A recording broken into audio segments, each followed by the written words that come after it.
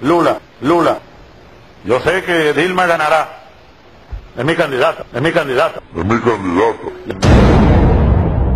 Una gran patriota sudamericana. Dilma Rousseff.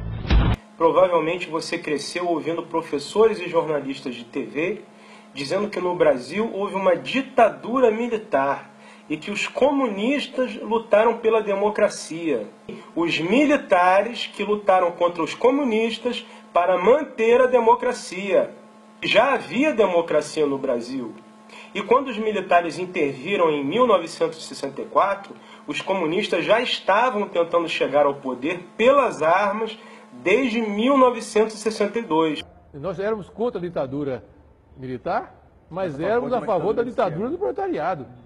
Como a ditadura militar nos oprimiu barbaramente, né, de forma violenta, muitas vezes as pessoas pensam, né, que não existiam no campo da esquerda coisa igual e até pior, em vários aspectos, né?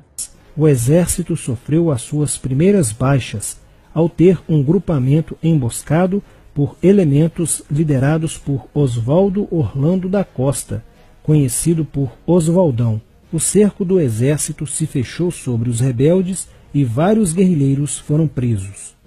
Assim terminava o sonho da esquerda brasileira de transformar o Brasil em uma ditadura comunista. Mas a esquerda brasileira não desistiria de conquistar o poder e retornaria mais tarde com uma tática mais eficiente que a luta armada: o marxismo cultural.